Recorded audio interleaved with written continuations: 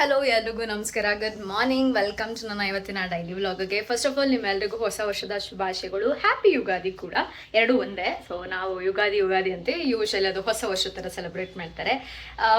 ಎಲ್ಲರೂ ಚೆನ್ನಾಗಿ ಹಬ್ಬನ ಸೆಲೆಬ್ರೇಟ್ ಮಾಡಿ, ಖುಷಿ ಮುಗ್ದಿಂದ ಮಾಡಿ, ಇರೋ ಎಲ್ಲ ಟೆನ್ಷನ್ನು ಬಿಟ್ಟು ಆರಾಮಾಗಿ ಎಂಜಾಯ್ ಮಾಡ್ಕೊಂಡು ಹಬ್ಬನ ಸೆಲೆಬ್ರೇಟ್ ಮಾಡಿ, ನಾಳೆ ಹೊಸದೊಡಕ್ಕೂ ಸಕ್ಕದಾಗಿ ಬ್ಯಾಟಿಂಗ್ ಮಾಡಿ.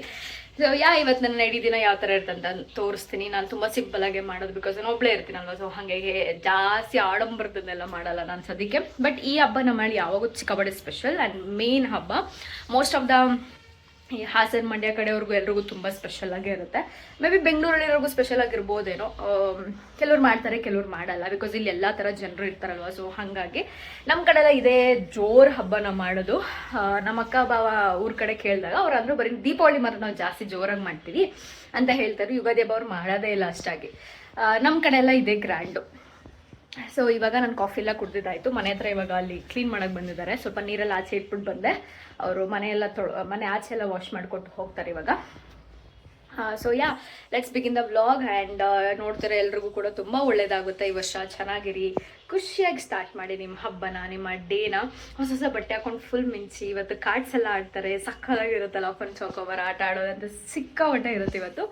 ನಾನು ಇವತ್ತು ಏನೇನೆಲ್ಲ ಮಾಡ್ತೀನಿ ಅಂತ ನಿಮ್ಮ ಜೊತೆ ಶೇರ್ ಮಾಡ್ಕೊತೀನಿ. Please do watch and subscribe ಮಾಡ್ಕೊಂಡು ನೋಡೋದನ್ನ ಮಿಸ್ ಮಾಡಬೇಡಿ. Thank you so much. ನೀವು ಆಲ್ರೆಡಿ ಸಬ್ಸ್ಕ್ರೈಬರ್ ಮಾಡಿದರೆ ನಾನು ನಿಮ್ಮ successful YouTuber Ranjitha Prakash Gowda and life coach Gowda. ನಿಮಗೆ ಮ್ಯಾನಿಫೆಸ್ಟೇಷನ್ ಇಂಟ್ರೆಸ್ಟ್ ಇದ್ದರೆ ಬೇಗ ನನಗೆ ಮೇಲ ಕಳಿಸಿ, ನಾನು ನಿಮಗೆ ರಿಪ್ಲೈ ಮಾಡ್ತೀನಿ, ನಾನು ಹೇಳ್ಕೊಡ್ತೀನಿ.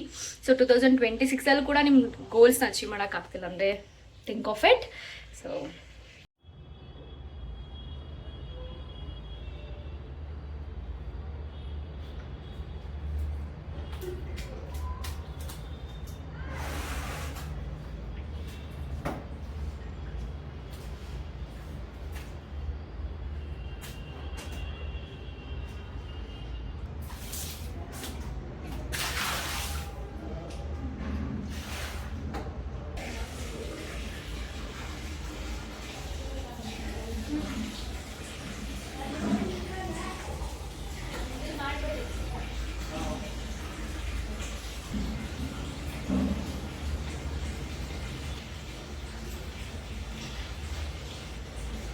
ಯೂಶಲಿ ಹಬ್ಬದಲ್ಲೆಲ್ಲ ಹಳ್ಳೆಣ್ಣೆ ಹಚ್ಕೊಂಡು ಬಿಸಿಲಲ್ಲಿ ಕುತ್ಕೊತಾರಲ್ವ.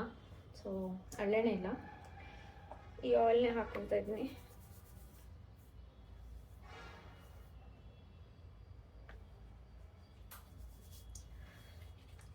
ಇವಾಗ ನಾನು ಅಡುಗೆ ಮಾಡೋಕ್ಕೆ ಹೋಗ್ತೀನಲ್ಲ, ಸೊ 1 ಅವರ್ 1.5 ಅವರ್ ಆಗುತ್ತೆ. ಅಷ್ಟರಲ್ಲಿ ನನ್ನ ಹೇರ್ ಎಲ್ಲ ನನಗೆ ಆ್ಯಕ್ಚುಲಿ ಇವತ್ತೊಂದು ಬ್ರ್ಯಾಂಡ್ದು ಪ್ರಾಡಕ್ಟ್ ಬರಬೇಕಾಗಿತ್ತು, ಆಯಿತಾ. ಅದು ನನ್ನ ಫಸ್ಟ್ ಕರ್ಲಿಗೆ ಜರ್ನಿ ಸ್ಟಾರ್ಟ್ ಮಾಡಿದಾಗ ನಾನು ಬಳಸಿದಂಥ ಪ್ರಾಡಕ್ಟ್. ಅದು ಬಂದಾಗ ತೋರಿಸ್ತೀನಿ ಇದು ಯಾವುದು ಅಂತ ಹೇಳಿ. ಅದ್ರದ್ದು ಇವತ್ತು ಹೆಂಗಿದ್ರು ಹೇರ್ ವಾಶ್ ಡೇ ಇತ್ತಲ್ವ, ಐ ಥಾಟ್ ಯೂಸ್ ಮಾಡ್ಬೋದು ಇವತ್ತು ಅಂತ. ಮೆಸೇಜ್ ಬರ್ತಾನೆ ಇದೆ, ಇನ್ನೂ ಬಂದಿಲ್ಲ, ಯಾವಾಗ ಬರುತ್ತೆ ಅಂತ ಗೊತ್ತಿಲ್ಲ.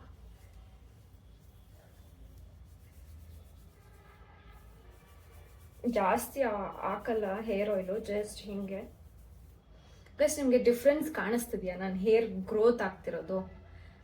ಕಮೆಂಟ್ ಮಾಡಿ. ಆಮೇಲೆ ನಾನು ಇನ್ನೊಂದು ಕೇಳಬೇಕು ಅಂದ್ಕೊಂಡೆ, ಇದನ್ನು ಯಾರಾದರೂ ಸ್ಪೆಷಲಿ ಹಾಸನ ಚನ್ನರಾಯಪಟ್ಟಣದ ಕಡೆ ನೋಡ್ತಿರೋರು ಈ ವಿಡಿಯೋ ಆಗಿದ್ರೆ just let me no one thing.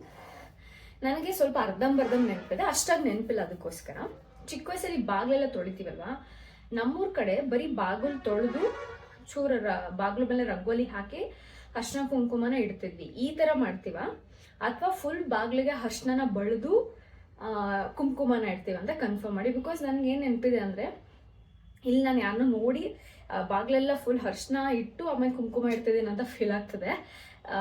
ಆ ಥರದ್ದೇನಾದ್ರು ನಾನು ಕನ್ಫ್ಯೂಸ್ ಮಾಡ್ಕೊಂಡಿದ್ದೀನಿ ಅಥವಾ ನಂಗೆ ನೆನಪಿಲ್ವ ಅಂತ ನನಗೆ ಗೊತ್ತಾಗ್ತಿಲ್ಲ. ಸೊ ನಿಮ್ಗೆ ಕರೆಕ್ಟಾಗಿ ಒಂದ್ಸಲ ಹೇಳಿ ನಮ್ಮ ಕಡೆ ಹೆಂಗೆ ಎಕ್ಸಾಕ್ಟ್ಲಿ ಮಾಡೋದು ಅಂತ. ನಾನು ಚಿಕ್ಕ ವಯಸ್ಸಲ್ಲಿ ಮಾಡ್ತಿದ್ದೆ, ಬಟ್ ಆದರೂ ನೆನಪಾಗ್ತಿಲ್ಲ. ಅದಕ್ಕೋಸ್ಕರ ಬಿಕಾಸ್ ನನಗೇನಂದರೆ 3 ಆ ಕಡೆ ಅರ್ಶಿನ ಮಧ್ಯದಲ್ಲಿ ಕುಂಕುಮ ಇಡ್ತೆ, ಚೆನ್ನಾಗಿ ನೆನಪಿದೆ ಬಾಗಿಲು ತೊಳೆದು. ಬಟ್ ಇಲ್ಲಿ ನಾನು ಯಾರನ್ನ ನೋಡಿ ಬಾಗಿಲು ಫುಲ್ ಅರ್ಶಿನ ಹಾಕೋದು ನಂಗೆ ಅದು ಅಷ್ಟು ಇಷ್ಟ ಆಗಲ್ಲ. ಸೊ ಅದಕ್ಕೋಸ್ಕರ ಕೇಳ್ತಿದ್ದೀನಿ, ಜಸ್ಟ್ ಕನ್ಫರ್ಮ್ ಮಾಡಿ ಆಯಿತಾ ಗೈಸ್. ನಾನಿವಾಗ ಒಬ್ಬಟ್ಟು ಮಾಡಿಲ್ಲ, ಬಟ್ ಒಬ್ಬಟ್ಟು ಸಾಂಬಾರು ಅಂತ ಹೇಳ್ತಾರಲ್ಲ ಅದನ್ನು ಮಾಡ್ಕೊತಾ ಇದ್ದೀನಿ. ಫಸ್ಟ್ ಅದಕ್ಕೆ ಸ್ವಲ್ಪ ಮಸಾಲ ಹುರ್ಕೊಬೇಕು. ಒಣಮೆಣ್ಸಿನ್ಕಾಯಿ ಥರದ್ದು ಮರ್ತೋದೆ, ಅದೊಂದಿಲ್ಲ. ಆಲ್ಮೋಸ್ಟ್ ಎಲ್ಲನೂ ಇದೆ. ಯಾವುದೋ ಒಂದು ಯೂಟ್ಯೂಬ್ ವೀಡಿಯೋ ನೋಡ್ಬಿಟ್ಟು ಮಾಡ್ತಾ ಇದ್ದೀನಿ. ನಂಗೆ ಒಬ್ಬಟ್ಟು ಸರ್ ತುಂಬ ಇಷ್ಟ ಆಗುತ್ತೆ. ನಿಮಗೂ ಇಷ್ಟ ಆದರೆ ಕಮೆಂಟ್ ಮಾಡಿ ಆಯಿತಾ. ಸೊ ಎಣ್ಣೆ ಕಾದಾಗ ಬೆಳ್ಳುಳ್ಳಿ, ಜೀರಿಗೆ, ಆ್ಯಂಡ್ ಸ್ವಲ್ಪ ಆನಿಯನ್, ಟೊಮೆಟೊ ಇದನ್ನು ಇಷ್ಟು ಫ್ರೈ ಮಾಡ್ಕೊಳ್ಳೋಣ. ಒಂದು ಸ್ವಲ್ಪ ಹುಣಸೆಹಣ್ಣು, ಫ್ರೈ.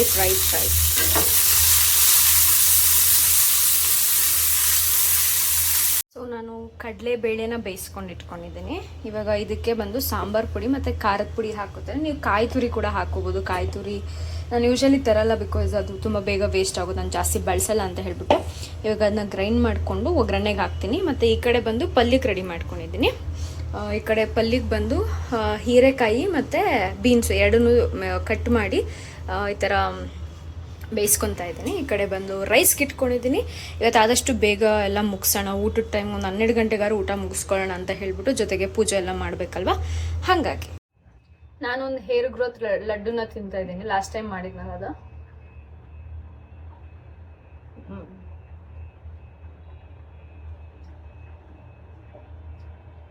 ಇದೇ ಲೈಟ್ ಬ್ರೇಕ್ಫಾಸ್ಟ್.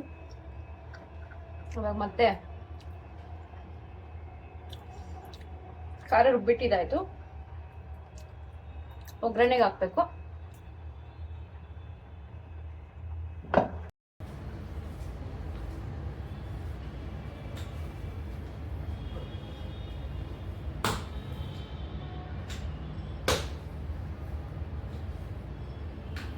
ಈ ಹಬ್ಬ ಒಂಥರ ಸಖತ್ ಸ್ಪೆಷಲ್ ಅನ್ಸುತ್ತೆ. ಯಾಕೆ ಗೊತ್ತಾ, ನಂತರ ಗುರುವಾರ ಪೂಜೆ ಮಾಡೋರು, ನಂತರ ಗುರುವಾರ ಹೇರ್ ವಾಶ್ ಮಾಡೋರಿಗೆಲ್ಲ ಯೂಶಲಿ ಬೇರೆ ದಿನ ಬಂದುಬಿಟ್ರೆ ನಮಗೆ ಕಷ್ಟ ಆಯ್ತು, ಅಯ್ಯೋ 2 ಸಲನೂ ಹೇರ್ ವಾಶ್ ಮಾಡಬೇಕು ಅಂತ. ಬಟ್ ಇಂಥ ದಿವಸ ಬಂದಾಗೆಲ್ಲ ಸಿಕ್ಕಾಬಟ್ಟೆ ಈಸಿ.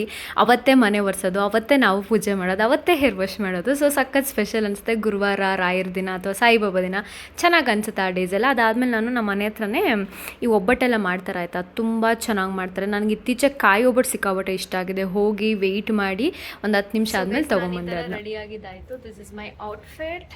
ತುಂಬ ಸಿಂಪಲ್ ಆಗಿದೆ. ಐನು ಇದೇ ಫಸ್ಟ್ ಟೈಮ್ ನಾನು ಇಷ್ಟು ಬೇಗ ರೆಡಿಯಾಗಿ ಅಡುಗೆ ಎಲ್ಲ ಮಾಡಿ ಎತ್ತಿಟ್ಟಿರೋದು. ಇವಾಗ ಪೂಜೆ ಎಲ್ಲ ಮುಗಿಸ್ಬಿಡ್ತೀನಿ ಕ್ವಿಕ್ಕಾಗಿ. ಅದಾದಮೇಲೆ ನಾವು ಊಟ ಮಾಡೋಣ. ಓಕೆ. ಸೊ ಗೈಸ್, ನಮ್ಮ ಮನೆ ದೇವ್ರ ಪೂಜೆ ಮುಗೀತು. ಟೈಮ್ ಬಂದು ನೋಡಿ ಇಷ್ಟ ಆಗ್ತದೆ, 12:30 ಆಗ್ತದೆ. ಪೂಜೆ ಎಲ್ಲ ಮುಗಿಸಿದಾಯಿತು. ಸೊ ನೋಡ್ತಿರೋ ಎಲ್ರಿಗೂ ಕೂಡ ದೇವ್ರು ತುಂಬ ತುಂಬ ಒಳ್ಳೇದು ಮಾಡಲಿ. ತುಂಬ ಇಷ್ಟಪಟ್ಟು ಪೂಜೆ ಮಾಡಿ ಇವತ್ತು.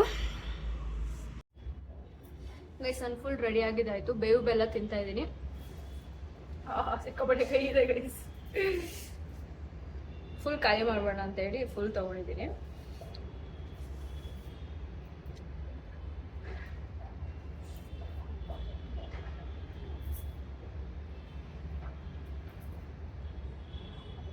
ಗೈಸ್, ಹಬ್ಬದ ಊಟ ಇಸ್ ರೆಡಿ. ಸಖತ್ ಹಸುವಾಗ್ತದೆ. ಎಲ್ಲ ಕೆಲಸನೂ ಮುಗಿಸಿದ್ದೀನಿ guys. I'm super proud of myself. So ಇವಾಗ ಊಟ ಮಾಡಿ ನಾನು ನಿಮ್ಗೆ ಆಮೇಲೆ ಸಿಗ್ತೀನಿ. ನೀವೇನೇನೆಲ್ಲ ಮಾಡಿದ್ರಿ ಅಂತ ಕಮೆಂಟಲ್ಲಿ ತಿಳಿಸಿ. ನಾನು ಫಸ್ಟ್ ಟೈಮ್ ಈ ಥರ ಇಷ್ಟೊಂದು ಮಾಡಿರೋದು ಅಂತ ಅಂದ್ಕೊಂಡಿದ್ದೀನಿ ಮನೆಗೆ ಬಂದಾಗಿಂದ. Thank you dear food, thank you so much, I love you.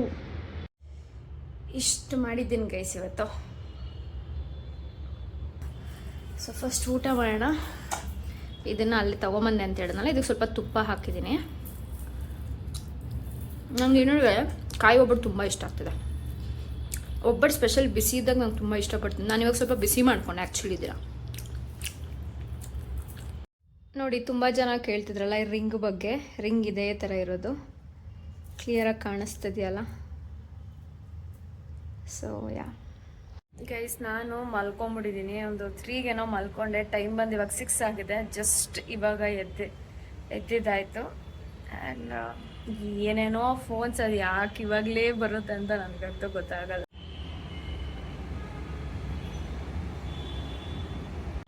Guys, ಮತ್ತೆ I am drinking cold coffee.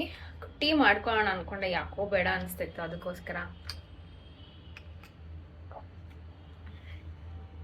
ಅದು ಕ್ಲಾಸಿಕ್ ಕಾಫಿ ಪೌಡರ್ನ ಹಾಕ್ಕೊಂಡಿದ್ದೀನಿ.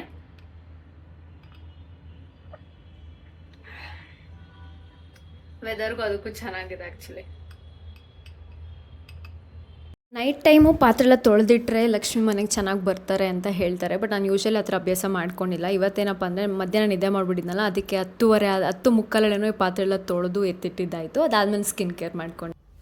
ಸೊ ನಾನು ಇವಾಗ ಫ್ರೆಶ್ ಅಪ್ ಆಗಿ ಬಂದಿದ್ದಾಯಿತು. ಬೆಳಗ್ಗೆ ಮೇಕಪ್ ಮಾಡ್ಕೊಂಡಿದ್ದಲ್ವ, ಸೊ ಅದಕ್ಕೋಸ್ಕರ ತುಂಬ ಗ್ಯಾಪ್ ಆಗಿತ್ತು. ಕ್ವಿಕ್ಕಾಗಿ ಸ್ಕಿನ್ ಸಬ್ಸ್ಕ್ರೈಬ್ ಮಾಡ್ಕೊಳ್ತೀನಿ.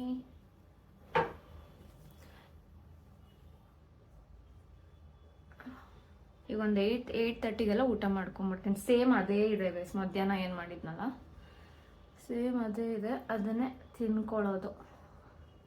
ಯೂಶಲಿ ಹಿಂಗೆ ಅಲ್ವಾ, ಈ ಹಬ್ಬದಲ್ಲೆಲ್ಲ ಜಾಸ್ತಿ ಮಾಡಿರ್ತೀವಿ. ನಾನು ಜಾಸ್ತಿ ರೈಸ್ ಮಾಡಿಲ್ಲ, ಬಟ್ ನಾನು ರೈಸ್ ಕಡಿಮೆ ತಿಂದೆ ಅನಿಸುತ್ತೆ. ಸ್ವಲ್ಪ ಮಿಕ್ಕಿದೆ ಮತ್ತು ಒಬ್ಬಟ್ಟಿದೆ, ಅದಕ್ಕೋಸ್ಕರ ಏನೂ ಎಕ್ಸ್ಟ್ರಾ ಇಲ್ಲ. ನಾಳೆ ಹೊಸದೊಡಕು ಇದೆ.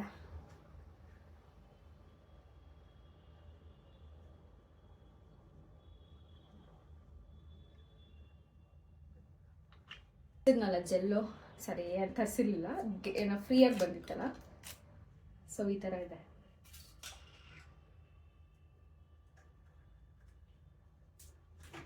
ಅದನ್ನೆತ್ತಿ ಈ ಥರ ಕೈ ಮೇಲೆ ಹಾಕೋತೀನಿ.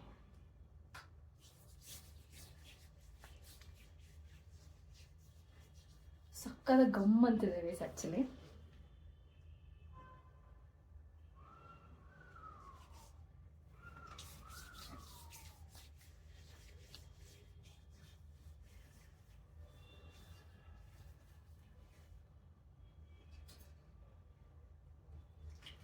ಕಾಲು ಕೈಗೆ ಹಾಕೋಣ ಸ್ವಲ್ಪ.